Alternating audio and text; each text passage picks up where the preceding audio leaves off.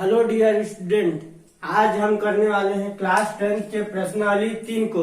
प्रश्नावली 2 तक हमने ऑलरेडी कंप्लीट कर लिया है। आप पिछले वीडियो में जाकर देख सकते हैं। और यदि आप इस चैनल पर नए होंगे तो सब्सक्राइब जरूर कर लीजिए। अब सब्सक्राइब क्यों करेंगे? क्योंकि हम क्लास 10 के पूरे मैथ्स को इसी यूट्यूब चैनल पर फ्री में पूरा कंप्लीट करने वाले हैं। तो आप इस चैनल को ज्यादा से ज्यादा शेयर कीजिए और सब्सक्राइब कीजिए, ताकि जो दूर दराज गांव में लोग रहते हैं, जो कोचिंग वगैरह नहीं जा पाते हैं और स्कूल की परिस्थिति को तो आप जानते हैं, तो वो इस चैनल के माध्यम से पढ़ाई कर सके। चलिए देखते हैं प्रश्नावली 3 में क्या है। बहुपद के मध्य पद तोड़कर गुणनखंड कीजिए पूरा। ठीक है, बहुपद है, बहुपद आप लोग समझ चुके होंगे। प्रश्नावली 1 प्रश्नावली 2 में था। ठीक है, पाठ का नाम ही बहुपद है। तो बहुपद के मध्य पद को तोड़कर गुणनखंडन करना है। ठीक है, क्या करना है? गुणनखंडन करना है। देखिए एक सवाल लेते हैं। पहला सवाल लेते हैं, x² माइनस 3x माइनस 4। इसका क्या करना है? ये बहुपद है। ठीक है, इसका क्या करना है? गुणनखंडन करना है। कैसा गुणनखंडन? मध्य पद को तोड़कर। तो ये देखो सवाल में ही आंसर बता रहे हैं कि क्या करना है। मध्य पद तोड़कर मतलब इस मध्य पद को ऐसे तोड़ना है कि गुणनखंडन हो जाए। ठीक है, गुणनखंडन हो जाए। अब ये कैसे बनेगा देखते हैं। देखो इसमें क्या करना रहेगा, ये बहुपद जो दिया हुआ है उसमें ये वाला संख्या जो x² के साथ है, इसमें किसका गुणांक है? x² के साथ 1 का है। ठीक है, क्या है? यहाँ 1 है, कुछ नहीं है, मतलब 1 है। ठीक है, और ये 4। ठीक है, ये 4, इन दोनों का गुणा करना है। ठीक है, इन दोनों का गुणा करना है तो क्या आ जाएगा? 4 एकम 4 आ जाएगा। ठीक है, ये जो x² के साथ गुणांक है उसका, और ये जो c रहता है। ठीक है, ये किस फॉर्म में है? हमारा मानक रूप ax² plus bx plus c। इससे तुलना करते हैं। ठीक है, ये हमारा मानक रूप है। तो देखिए x² के साथ 1 है और यहाँ 4 है, इन दोनों को गुणा किया तो 4 आया।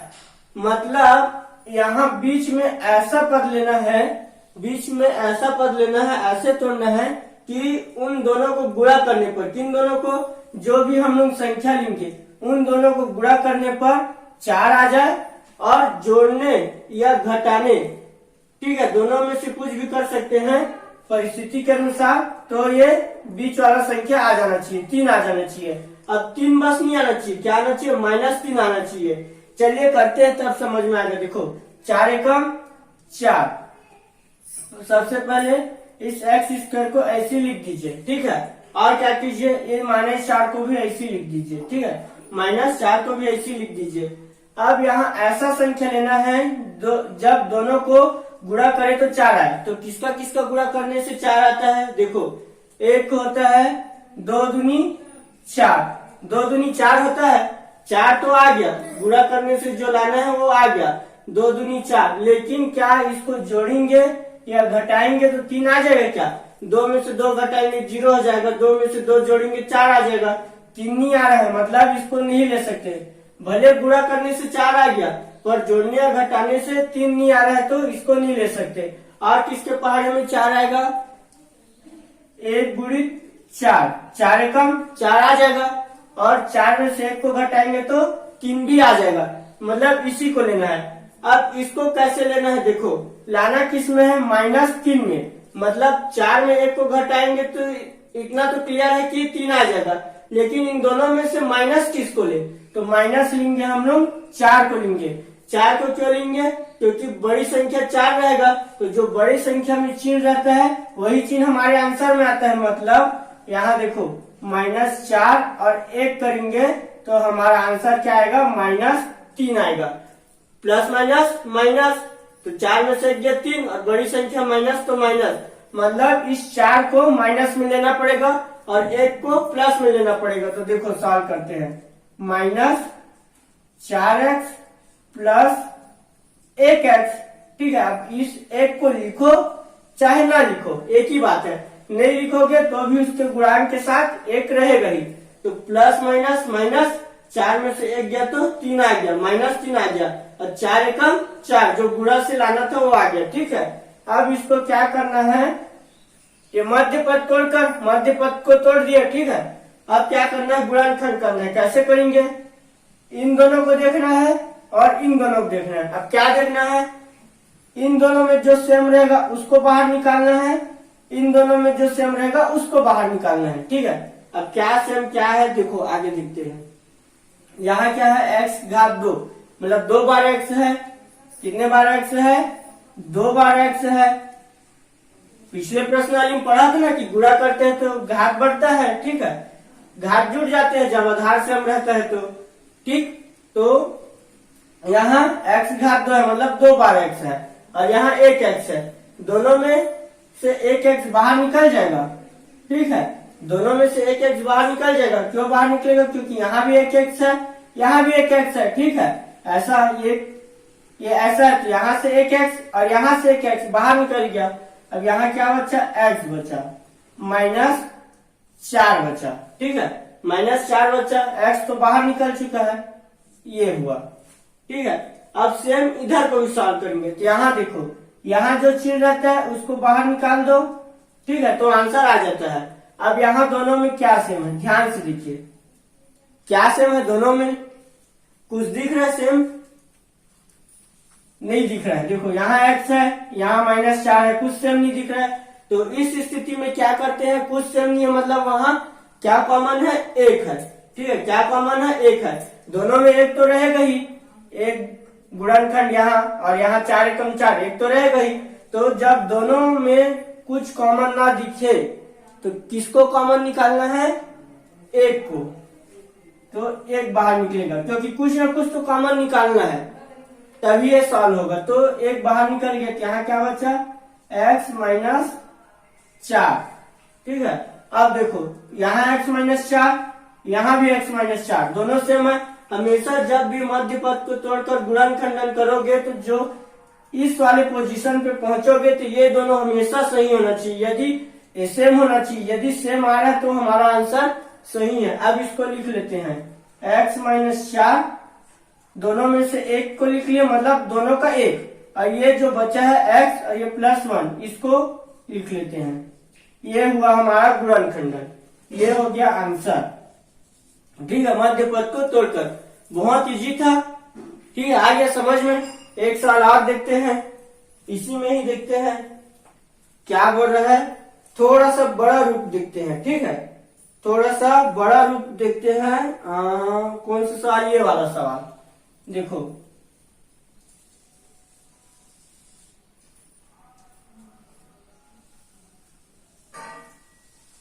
थोड़ा सा इससे बड़ा रूप देखते हैं। 7x²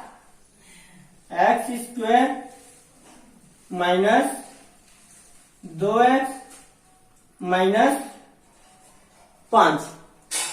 ठीक है, इसके मध्य पद को तोड़कर क्या करना है, गुणनखंड करना है। कैसे करना है देखते हैं। देखो सेम ऐसे ही करना है, बस बड़ा रूप बोलने का मतलब ये था कि यहाँ 1 था इसके गुणांक में और यहाँ 7 है। तो पहले क्या होगा, पहले जैसे ही इन दोनों का गुणा होगा। ठीक है, ये गुणा को अपने मन में रखना रहता है, या साइड में लिख सकते हो। तो 7 का गुणा 5 से करेंगे, कितना आएगा, 7 पंचे 35। ठीक है, मतलब यहाँ बीच में ऐसा संख्या लेना है कि दोनों को गुणा करे तो 35 आ जाए और सॉल्व करने से -2 आ जाए। ठीक है, तो देखो 7x² को ऐसे लिख देते हैं, सेम उतार दो और ये -5 को लिख दो। ये 20 का गुणनखंड करना है। ठीक है, अब देखो 35 लाना है, तो किसका किसका गुणा करेंगे तो 35 आएगा।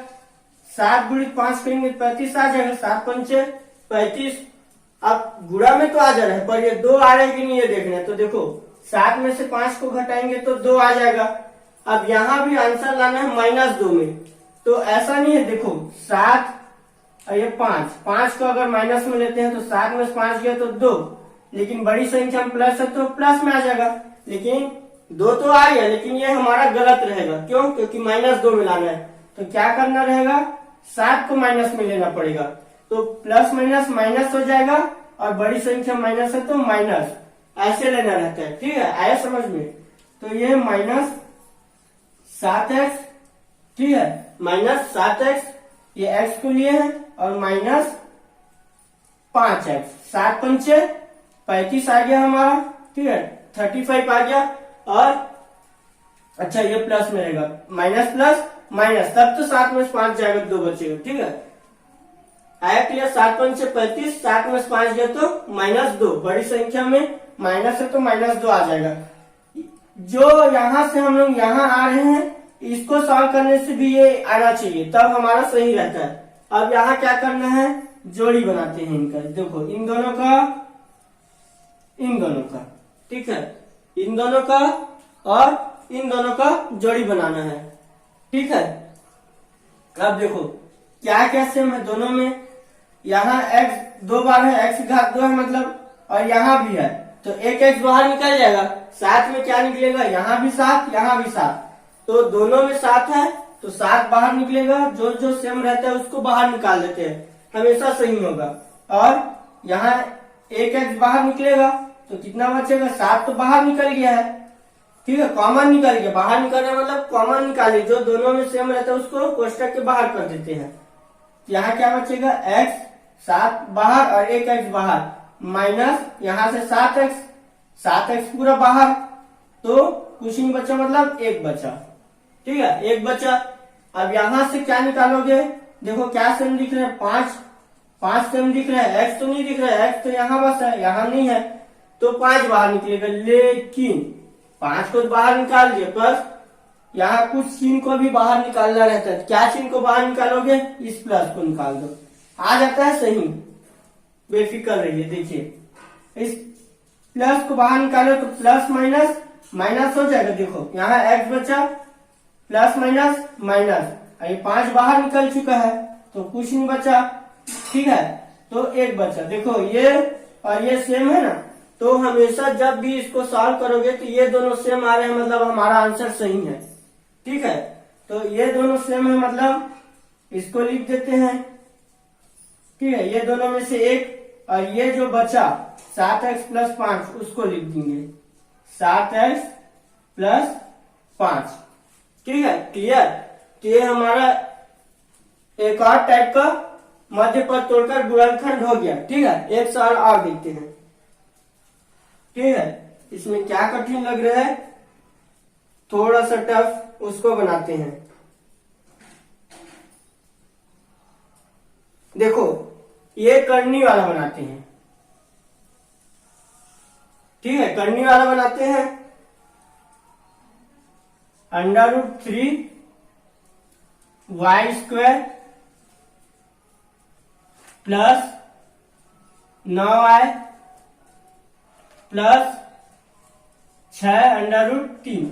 ये 3 ही प्रकार का क्वेश्चन है। इसमें अगर आप इसको बना लिए तो इसी टाइप के बहुत सारे हैं, इसको बना लिए तो इसी टाइप के बहुत सारे हैं, और ये अकेले है तो एक ये बता देता हूँ। ठीक है, इसमें ये भी टफ नहीं है, लेकिन थोड़ा सा इसको और इसको देखकर, आप करनी को देखकर थोड़ा घबरा रहे होंगे, तो नहीं, कोई दिक्कत नहीं है। देखो क्या करना है इसमें, ये सवाल, ठीक है, इसमें भी सेम इसका और इसका गुणा हो जाएगा। ठीक है, इसका और इसका गुणा होगा, तो देखो गुणा कर लेते हैं। यही बस दिक्कत आएगा आपको, फिर कहीं नहीं आएगा, पर अब से यहाँ भी दिक्कत नहीं आएगा। देखो 6 √3 और ये √3 का गुणा होगा। ठीक है, इसका और इसका गुणा होगा, जैसे पहले 7 और 5 का गुणा हुआ था, यहाँ 1 और 4 का गुणा हुआ था, वैसे यहाँ √3 और 6 √3 का गुणा होगा।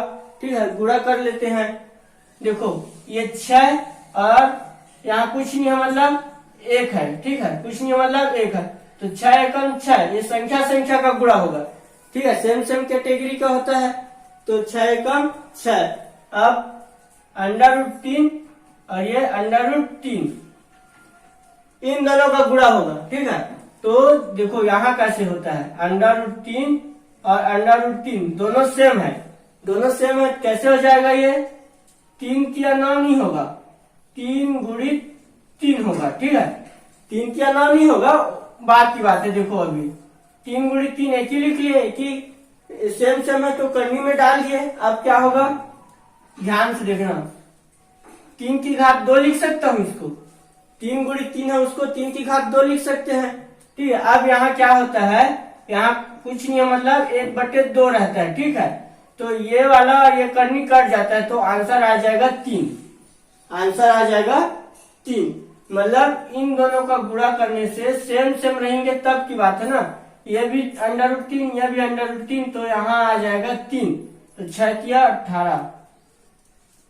ठीक है, 6 या 18, मतलब जैसे ये 1 लिखा है, ये 1 है, तो इसको हम लोग क्या लिख सकते हैं, करनी 1 और करनी 1 ऐसे लिख सकते हैं। 2 है उसको क्या लिख सकते हैं, करनी 2 ऐसे लिख सकते हैं। ठीक है, तो यह क्या रहता है, छिपा हुआ रहता है, जब अपने को जरूरत रहता है तब उसका यूज कर लेते हैं। ठीक है, आया समझ में। तो यहाँ करनी 3 हो गया, 6 या 18, मतलब बीच में ऐसा संख्या लेना है कि दोनों को गुणा करने से 18 आ जाए और जोड़ने घटाने से 9 आ जाए। तो देखो पहले इसको लिख दो, √3y² और प्लस 6√3, इसको लिख दिए। ठीक है, कोई टेंशन नहीं लेना रहता उसका। अब यहाँ क्या लाना है, गुणा करने से 18 आ जाए। तो देखो 6 या 18 आ गया, 18 तो आ गया, और 6 और 3 को जोड़ेंगे तो 9 भी आ गया, मतलब उसी को लेकर चलना है। तो लिख लेते हैं 6y प्लस 3y, 6 या 18, 6 3 9 भी आ गया, और यहाँ प्लस माइनस का तो टेंशन ही नहीं है। ठीक है, प्लस में ही लाना है, दोनों प्लस में। क्लियर। अब देखो क्या करना है, जोड़ी बनाएंगे, इसका और इसका बनेगा। ठीक है, हमेशा ऐसे ही बनता है। अब इन दोनों से कॉमन निकालेंगे, कॉमन मतलब जो सेम रहेगा इन दोनों से। तो यहाँ क्या सेम है ये देखो, यहाँ भी देखने वाली बात है, क्या सेम है। अच्छा ऐसे करते हैं, ये ज्यादा इजी तब हो जाएगा जब 3 को इधर कर देते हैं और 6 को इधर कर देते हैं, तब ज्यादा इजी हो जाएगा। ठीक है, आपके लिए देखो आएगा वही, उसमें भी आता है लेकिन इसमें ज्यादा इजी है। 6 3 18, 6 3 9। ठीक है, आ रहे हैं ना सेम, बस पलट दिए हैं, प्लस प्लस है, कोई दिक्कत नहीं है। अब देखो इससे क्या हो जाएगा, आपको कॉमन निकालने में आसानी हो जाएगा।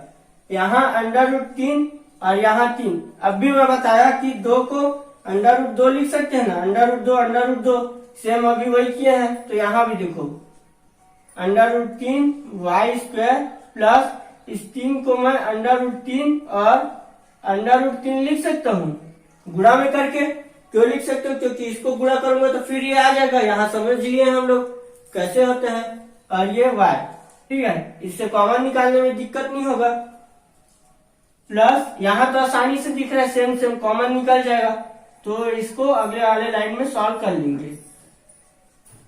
ठीक है, यहाँ आपको इजी पड़े बोल के इसको मैं एक बार तोड़ के लिख लिया एक्स्ट्रा।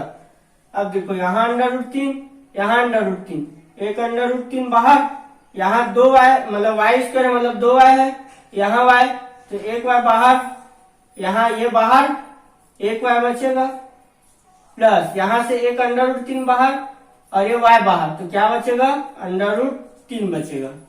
ठीक, अब देखो ये इतना हमने बना लिया। जब इधर कॉमन निकालेंगे तो भी से ऐसे ही आना चाहिए, जो कोष्टक में आएगा तो मतलब हमारा आंसर सही है। यदि नहीं आता तो गलत बना रहे हैं, यही पता चल जाएगा। ठीक है, लेकिन जब अगर प्रोसेस से करेंगे, ठीक है, तो गलत होने का चांस सही नहीं। जब सब चीज सही हो रहा है तो देखो ये प्लस बाहर, यहाँ 6 यहाँ 6 y बचा, 6 बाहर, तो प्लस 6 बाहर, √3 बचा, आ गया सेम। ठीक है, आ गया सेम। अब देखो ये दोनों को लिख देते हैं y प्लस √3 और यहाँ से √3y प्लस 6। ठीक है, यहाँ से तो ये हो गया हमारा मध्य पद को तोड़कर गुणनखंड निकालने वाला। ठीक है, तो प्रश्नावली 3 में बस यही सवाल दिया है कि मध्य पद को तोड़कर गुणनखंड कीजिए। तो कुछ नहीं करना है, जो ये शुरू a का मानक रहेगा और ये c रहेगा, उन दोनों को गुणा करना है और बीच में वही लाना है जो इन दोनों को गुणा किए हैं, वही इन दोनों को गुणा करने से आ जाए। ठीक है, बीच वाले को, और जोड़ने और घटाने से ये मध्य पद आ जाए, बस और कुछ नहीं है। तो ऐसे मैं लगभग सवाल को कवर कर लिया हूं, मतलब उस टाइप के सवाल को। बाकी सारे सवाल को कवर करना मुश्किल है। और किसी सवाल में डाउट होगा तो आप कमेंट करके बता सकते हैं, उसको मैं अगले वीडियो में बता दूंगा। बाकी इस प्रश्नावली के साथ इस क्लास को लास्ट करते हैं, ताकि वीडियो ज्यादा बड़ा ना हो और आपको बोर ना लगे। प्रश्नावली 4 को कल स्टार्ट करते हैं, ठीक है। अगर यह क्लास आपको अच्छा लग रहा हो तो अधिक से अधिक शेयर कीजिए, सब्सक्राइब कीजिए, ठीक है। फिर मिलते हैं कल, धन्यवाद।